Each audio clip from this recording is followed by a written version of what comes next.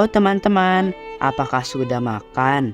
Kalau Berham sudah, makannya nasi yang memberikan energi untuk belajar bekerja, buat kemuliaannya, serta segera memberi makan buat jiwa Berham. Itu sangat penting, Nak. Karena apa yang masuk dan disimpan dalam hati, jikalau firman Tuhan, maka akan menghasilkan kebaikan. Mari kita merenungkan firman Tuhan siang dan malam dengan melanjutkan perjalanan Yesus ke seberang setelah meredakan angin ribut. Bersyukur, kita diberikan contoh betapa kuatnya Kristus yang sanggup melucuti orang kuat yang lengkap bersenjata dengan begitu mudahnya. Wah, memang Yesus selalu jadi jagoan. Perhatikan anak-anak, Yesus memilih dan penguasa hidup manusia yang sangat bijaksana, bukan sekedar jagoan.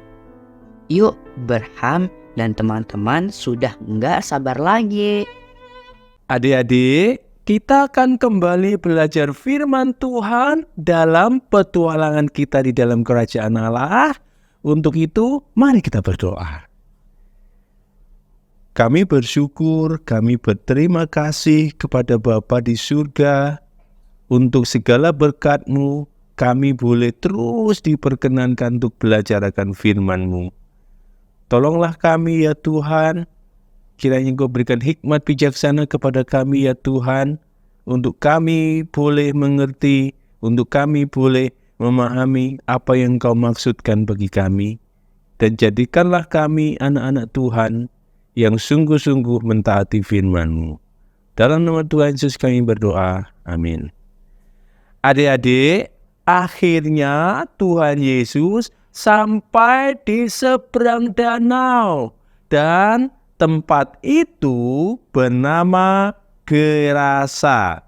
Ada orang juga yang mengatakan tempat itu adalah daerah Gadara. Adik-adik, yang istimewa dari Gerasa ini adalah ada banyak gunung-gunung batu karang yang bergua-gua. Dan gua-gua ini oleh penduduk setempat dijadikan tempat pekuburan. Tahu kan artinya adik-adik?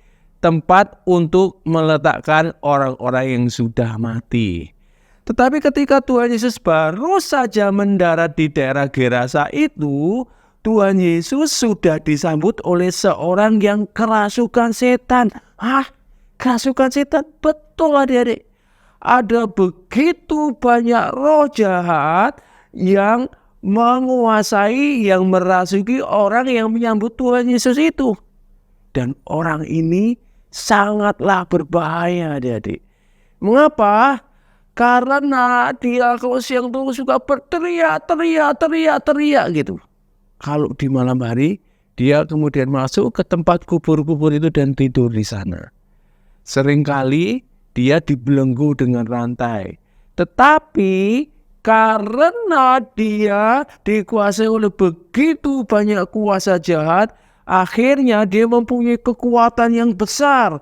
Sehingga rantai yang dipakai untuk membelenggu dia pun bisa dia lepaskan dengan begitu saja. Adik-adik, bukankah sangat berbahaya? Tetapi sebenarnya orang ini bukan hanya berbahaya untuk orang-orang yang lewat di situ, tetapi juga berbahaya untuk dirinya sendiri. Mengapa? Karena dengan ketidaksadarannya dia dikuasai oleh roh jahat itu, dia suka memukul-mukul dirinya sendiri dengan batu adik-adik. Coba sekarang adik-adik bayangkan, kalau ketemu dengan orang yang seperti itu, bagaimana perasaan adik-adik?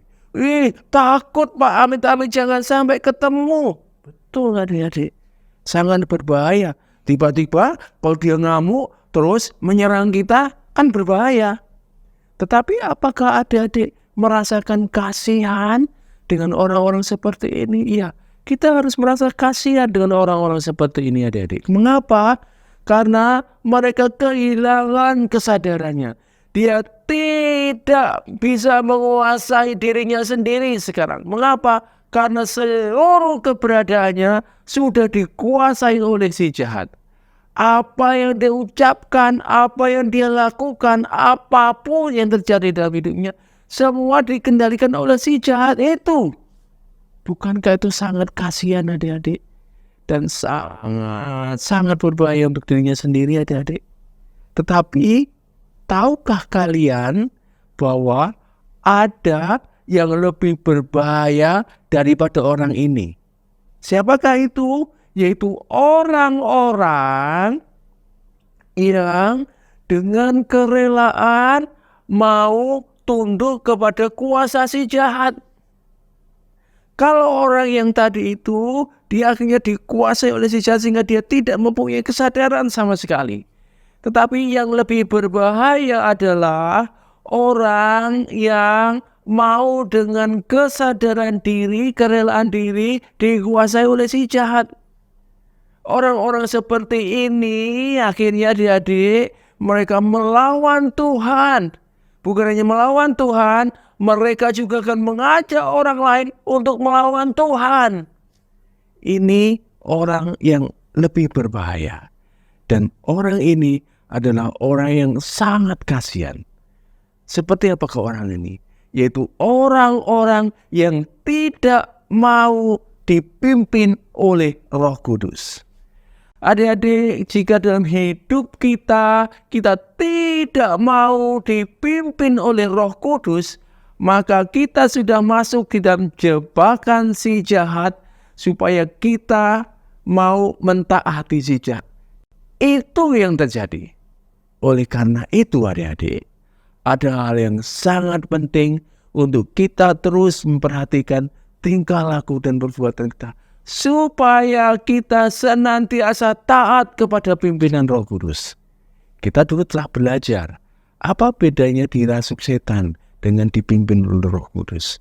Kalau dirasuk setan, maka kita akan kehilangan kesadaran kita sama sekali. Tetapi jika kita dipimpin oleh Roh Kudus, maka Roh Kudus akan menolong kita tanpa menghilangkan kesadaran kita. Sehingga kita bisa menyembah Allah, bisa mengasihi Allah, bisa melakukan segala satu ketaatan dengan sepenuh hati, dengan sukacita, dengan ucapan syukur kita kepada Tuhan. Adik-adik, kalau kita tidak mau taat pimpinan Roh Kudus, berarti kita sudah masuk dalam tipu muslihat si jahat.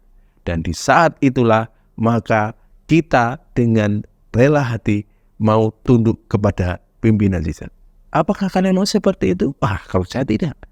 Saya harap kita semua tidak juga demikian. Saya berharap kita semua menjadi orang-orang yang mau dipimpin oleh Roh Kudus. Amin. Mari kita berdoa. Bapa di surga, kami bersyukur, kami berterima kasih Engkau memberikan pengertian kepada kami tentang hidup yang seharusnya kami jalani. Tuhan, tolonglah kami supaya kami menjadi anak-anak-Mu yang senantiasa mau taat akan pimpinan Roh Kudus, supaya kami tidak tertipu oleh kuasa jahat, supaya kami tidak menyerahkan anggota tubuh kami dipakai sebagai alat kejahatan.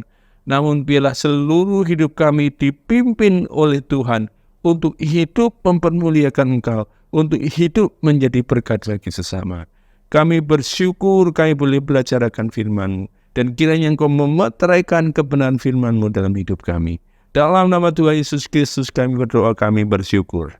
Amin.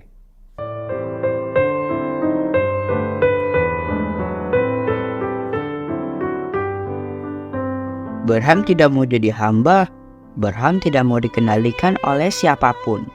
Yang benar Berham, kalau kita tidak dipimpin Roh Kudus, berarti kita sedang berada di bawah kuasa musuh Roh Kudus. Berarti setan. Masa sih Berham maunya netral dan bebas? Perhatikan firman Tuhan hari ini. Orang malang itu berada dalam keadaan gila, mau melukai serta menghancurkan dirinya. Begitulah jadinya manusia kalau akal budi yang merupakan ciptaan Tuhan itu direndahkan, secara otomatis iblis ditinggikan. Jadi para penyembah Baal itu pasti mengikuti kata-kata iblis yang menghancurkan dengan berkata, sakiti dirimu sejadi-jadinya. Wah, sungguh mengerikan. Berarti Berham mau dipimpin Roh Kudus dengan membaca lanjutan bahan saat teduh kita di Markus 5 ayat 6 sampai 9. Ini pasti sangat membahagiakan hidup Berham. Pasti teman-teman mau juga kan? Salam bahagia sebagai hamba Yesus Kristus.